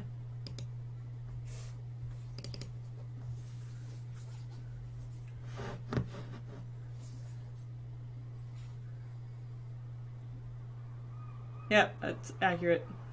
My comic tomorrow is actually Mario Party based. That's cute. The Bowser one, the Bowser mode is actually kind of fun because everybody has to operate as a team and beat Bowser to the end of the board. But it's still filled with like super cheap stuff because like if Bowser doesn't roll enough to catch you, he can just re-roll because he feels like it. And so many of the mini games are pure luck. Like the roulette one that we got more than once was like you're on a roulette table and Bowser will like stop the roulette thing at random points, and if you happen to be standing on the bad spot, a bomb will drop on you, but it doesn't give you any time to get out of the way. So it's totally luck of the draw. Like you just pray. Mm-hmm. And that sucks. So all in all, I'm probably going to play Mario Party 10 because we bought it and it's here, and god damn it, we're going to play it and unlock the rest of the cars in it. But god damn it. I want one of those 2-hour super intense, super close games. Damn it. I understand. No. It's a rough life. It's a rough life. I'm very upset about Mario Party 10. I'm very upset about Wes Craven. Very, very upset. I've always had this dream of getting like all of the Mario Party games, like every single one, and just to have them, just like have a party and just lay them all out. Which Mario Party would you choose? Nothing past GameCube, tell you that much. Yeah, I was really surprised with is it Command Z? Is that Control Z on? Yeah. Okay. I don't use a Mac. Everybody.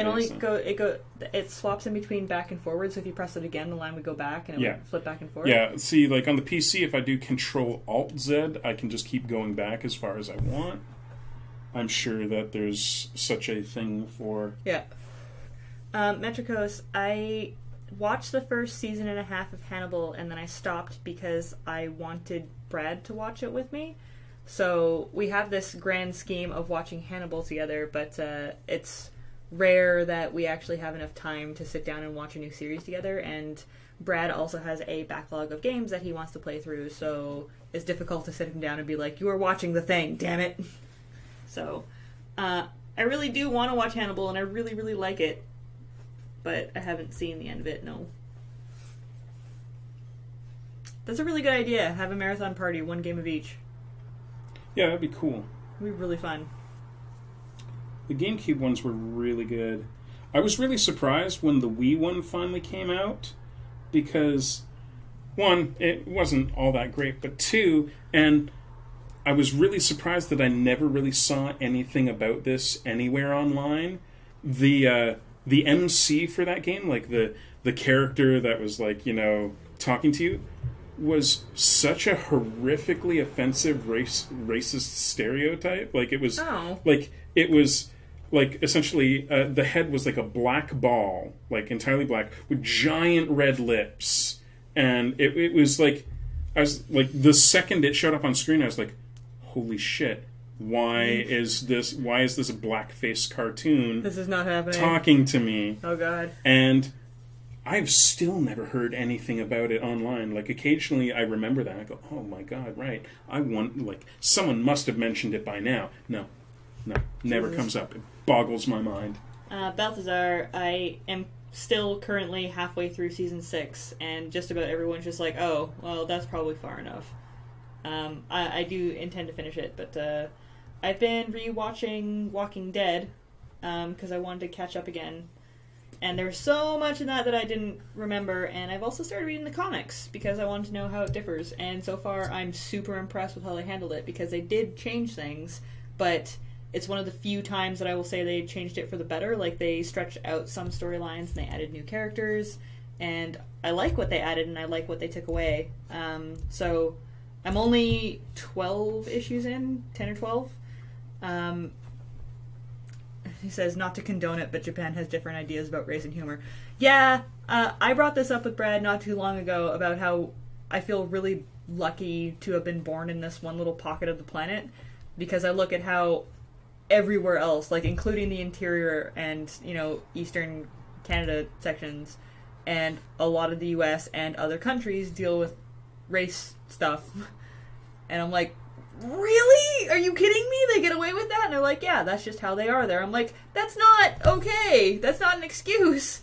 But I can't relate with any of it, or like even say that I know what's happening there, because I don't live there. So it blows my mind. But I have heard that Japan is not great when it comes to racism stuff. Says there was a racist Pokemon in the first generation, Jinx or something. It was pretty awful.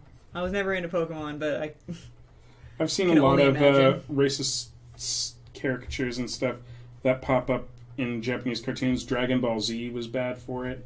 In fact, one of their characters was essentially Blackface, the character, except when they brought it over... Blackface, the character. When they brought it over to North America, they basically went through and turned him blue, so he was blue with big red lips instead of black, so that they wouldn't get in trouble.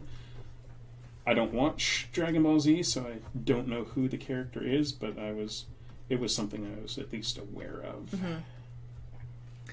Yeah, the Darrow character, who's like almost everybody's favorite character, and definitely one of my favorite characters, doesn't exist in the comics at all. And there's a bunch of characters in the comics who weren't in the show either. I mean, again, I'm only a few issues in, but it says Mr. Popo was the Dragon Ball Z character, I believe.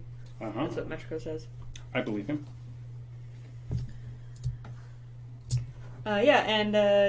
Today I've been on a big Office marathon because I love that show so much, and I forget how much I love it until I start watching it again. I really wish I could watch it. You have to get past the first season. The first season's very much like the first season of Parks and Rec? No, it's very much like the British version of The Office, where it's like super intolerable to watch because everybody appears normal in the first season except for Michael Scott. But then they start making all of the characters ridiculous, and when it becomes this huge play of ridiculous characters, you stop feeling embarrassed for him because everyone's being stupid in their own way. And then it just becomes hilarious.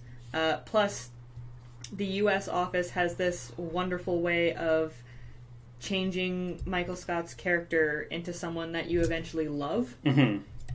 And the transition is very slow and very gradual and almost unconscious, and I've been very aware of it watching through this time. But you'll see little sides of him where, like, he's not acting and he's actually an extremely pleasant human being, and you remember that subconsciously, like, oh yeah, he's actually really great with kids. Oh yeah, he's actually really kind when he's not being stupid. And by the end of the series, you're just like, Michael, I love him! Oh no, Falcon Knight can't stand Steve Carell. That makes me sad. Aww. I really do love Steve Carell. One of my favorite movies is Dan in Real Life,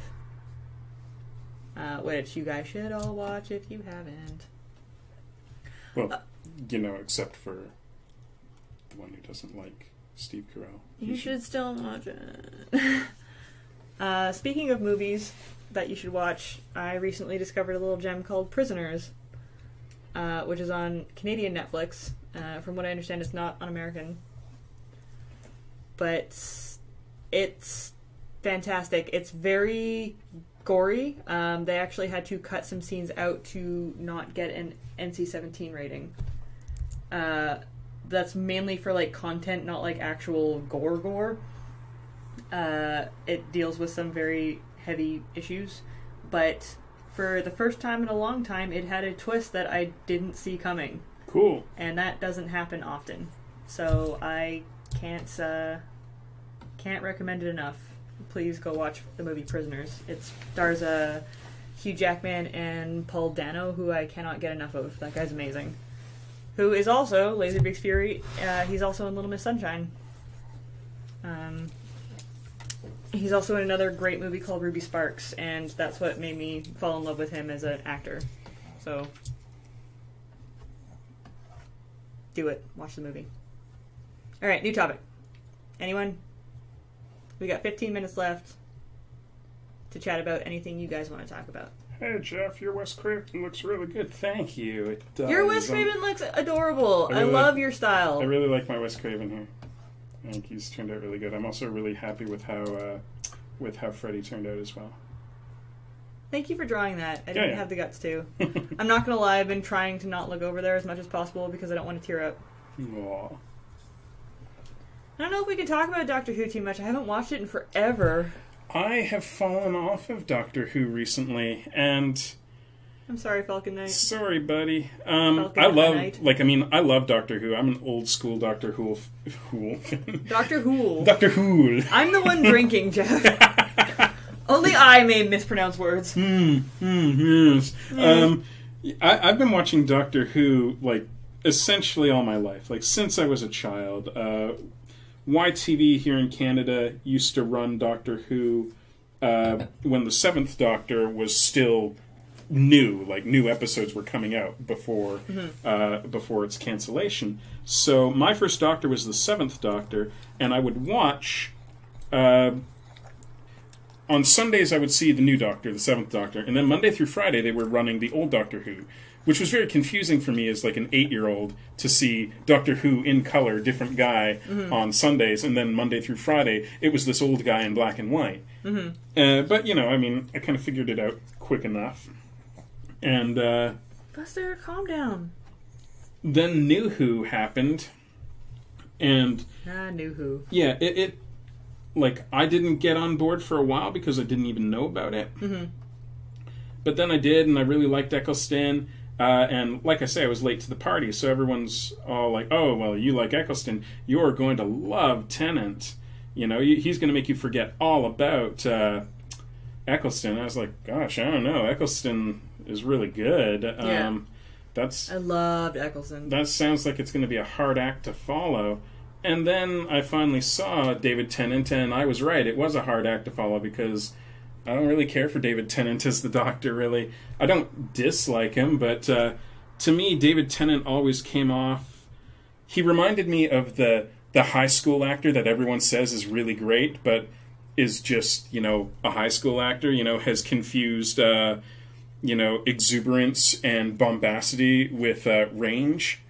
Not to say that that's what David Tennant is, because I've seen David Tennant in other things, and he's great. But as the Doctor, he seemed very, you know, he was either like original Looney Tunes Daffy Duck insane, or he was super dark and broody. And well, that's actually my big problem with both Tennant and Smith. Was I fell in love with Eccleston because he, as the Doctor, was... Maybe it's just because they were, like, rebooting the series and they had to be, like, very explanatory. But he was very open and he was very, very clear as to, like, what kind of character he was. And I think Mia mentioned it ages ago on a stream, but there was that one moment, like, a few episodes in where he, like, almost starts tearing up and he's just like, nobody dies! Yeah, you know, like, I love you know, that episode. Yeah, and it was very clear what kind of personality he had, and when he did have to get kind of, like, scary, he was like, this is why this is bad, like, this is what I need to do. Like, he explained it to the audience and to his companion, and I was very appreciative of that, because, like, his main mission was to, like, you know, do good and, like, you know, be this super awesome fucking Time Lord, whereas when Tennant and Smith came along, it seemed like so often they were regurgitating this whole, like, you know, I have to do the thing, you can't know about the thing, like, you can't be involved in the thing until later on in this episode where I have to involve you. And it's just like, how have you not learned by now that, like, you just tell them the thing? And they seem to fuck up quite a bit, considering how old they are and how many times they've been to the same goddamn situation. Yeah. and that was a little bit off-putting to me. But both of them, like, I didn't dislike either of them, and they're just very similar to me as doctors, I guess. Yeah, and like for me, like Matt Smith is my favorite Doctor of all time. Yeah, because when I was watching him as the Doctor, it was like, for me as like an old school Doctor Who fan, it was really exciting because I was like, he would do this little thing or that little thing. I was like, oh, third Doctor, first Doctor, fourth Doctor, seventh Doctor. You know, like he'd incorporated all of these small mannerisms from like the entire span of the series. So, you know, I was like, oh, this is so cool because I'm seeing every single Doctor in this one Doctor, which really worked for me. Mostly, I just didn't really care for the writing in the Tennant years. And, you know, I mean, this is an ongoing thing online. Like, for some reason, like, there's this huge schism between... 300 gigabytes for all the Doctor Who episodes. I know, I have it. Yeah. I remember that, yes. There's a huge schism online between Russell T Davies fans and Stephen Moffat fans. I don't really get it because to me they're mostly the same. They each have their problems. None of their problems are as big and earth-shattering as their anti-group claims. You know, like this yet? No. What a good idea.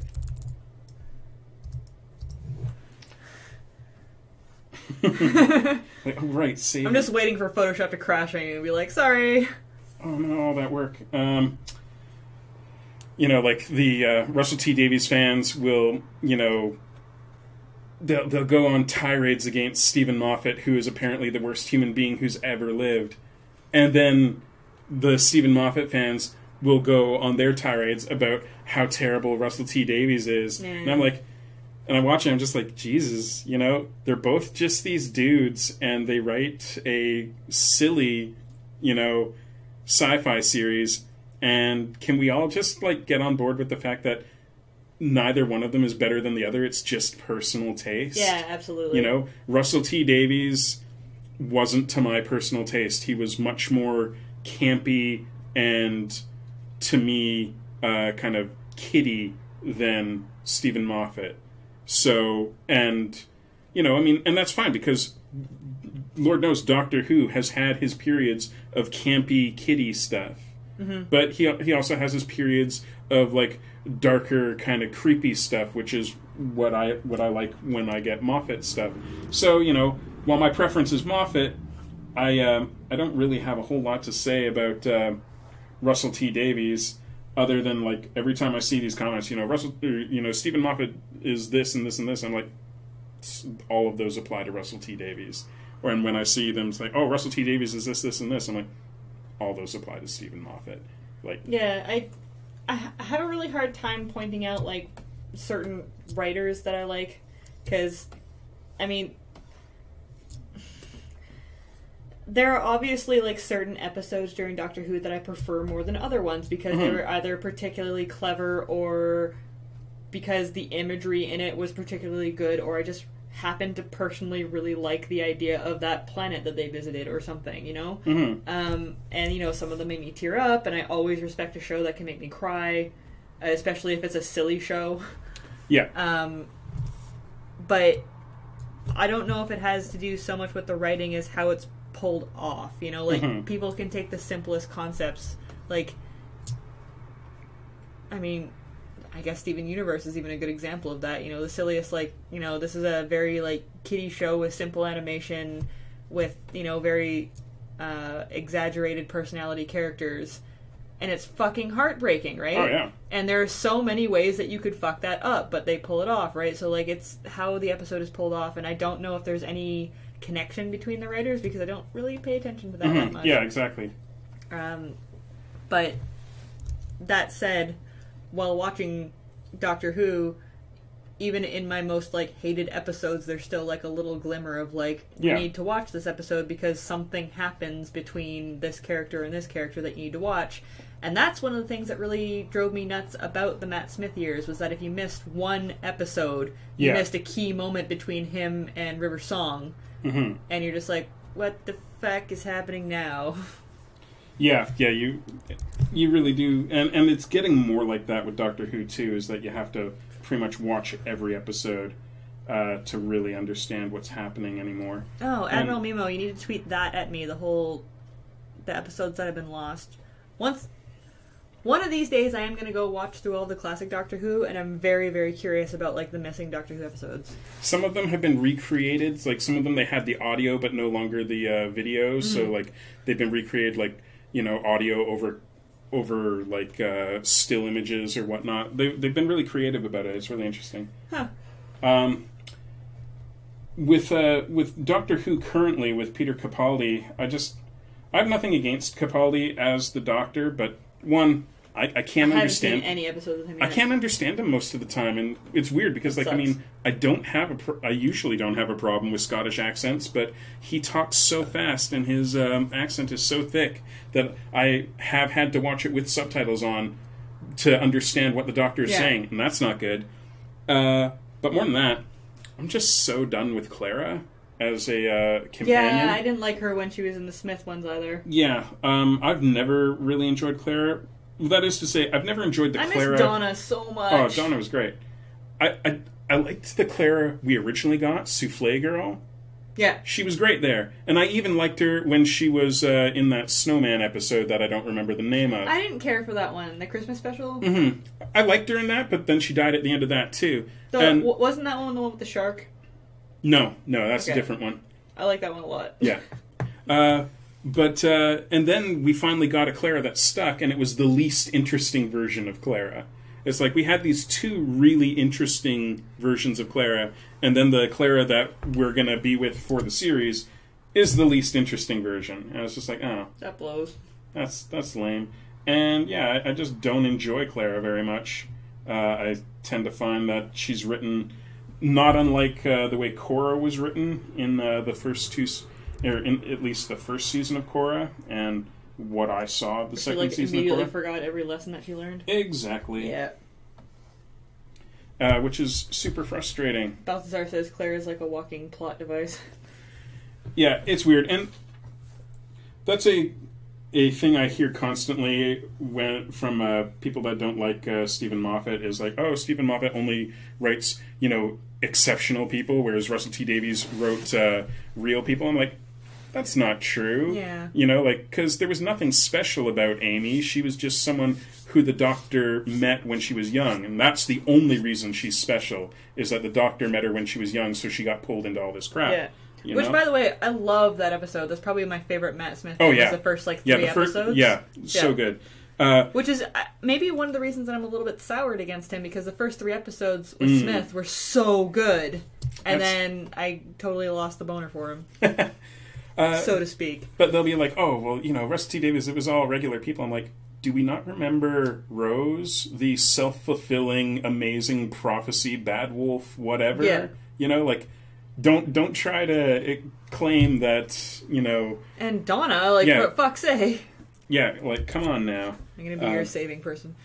We have 4 minutes left. 4 minutes. So, if anybody has some, last-minute questions for either Jeff or I, now's your time. Before we just... I want to get a little bit of work done on Freddy here. Because I really like how Freddy turned out as well. You guys! Wes Craven! Sorry, I'm going to freak out about this for the next, 6 streams. Not gonna lie, I might marathon Nightmare on Elm Street stuff and just we're getting closer to Halloween. We're gonna have a tribute to Freddy, I think, stream one night. You know what? I just marathoned for reasons that I can't even fathom. On American Netflix, all of the Hellraiser films are there. All 9 Hellraiser films. There are 9 Hellraiser films. They're pretty bad. But I just watched them all for no reason other than I've had insomnia for the past month or so, and it's been terrible. Metrico says favorite Freddy film. Well, in my heart of hearts, I really want to say the very first Nightmare on Elm Street, because in the first one they were really trying to be a horror movie. Yeah. And it took itself far more seriously than the rest of them. He wasn't quite a cartoon yet. Yeah, and I also really like New Nightmare. So I'm, as much as I hate to say it, like in like top 3, it's going to be like the very first Nightmare on Elm Street. And I'm sorry to say this, but it's personal preference. Right underneath that is Freddy vs. Jason.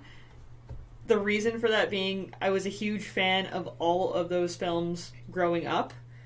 And then I went to the movie theater one day and I saw the teaser poster of just like, it was the claws on one side and the machete on the other side. And it was like just the verses in the middle. And I lost my fucking mind. And I love that movie because it didn't disappoint me. Like, it's exactly what I thought it was going to be.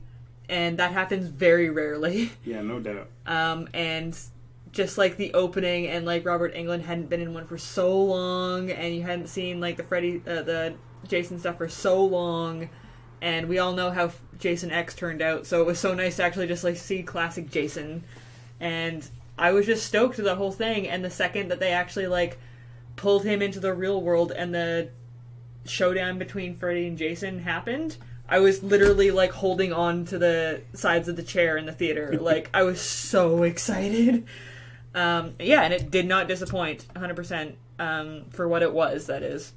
I'm not going to say that it's, like, a fantastic, like, achievement in cinema, but I loved it. And right underneath that would be New Nightmare, I think. Do I have to answer now? If you want to. Sure. I think my favorite Freddy is the first one, Nightmare on Elm Street. Nightmare on Elm Street 2 is usually much maligned as like the worst of them. I don't think that's fair. I think a lot of the ones that came after were way worse. It broke the rules in that it brought Freddy into the real world, but then all of the other ones just kind of went back and it just got really stagnant, you know? But they've, like, all the main characters have had their kind of returns, you know, yeah. Like the girl came back, like they've all come back except for that fucking kid and that fucking kid, yeah. Where's his movie? I don't know. Where's our sequel to Nightmare on Elm Street 2? When does he get to deal with? I like how Nightmare on Elm Street and Friday the 13th both kind of had like the back-to-back films where the killer wasn't really the killer. I mean, obviously, Friday the 13th, the killer wasn't really the killer in the first one either, but I have to admit there's a special place in my heart for Dream Warriors. Just because it's so stupid. But it's so stupid, but it has some of the best kills in it. Like the puppet kill where the kid's like tendons are ripped out and uses puppet strings. That was phenomenal. Like, I loved that part, and but that movie is so great to just like sit back with a 6-pack and just get like a little tipsy to the point where everything's hilarious and watch. So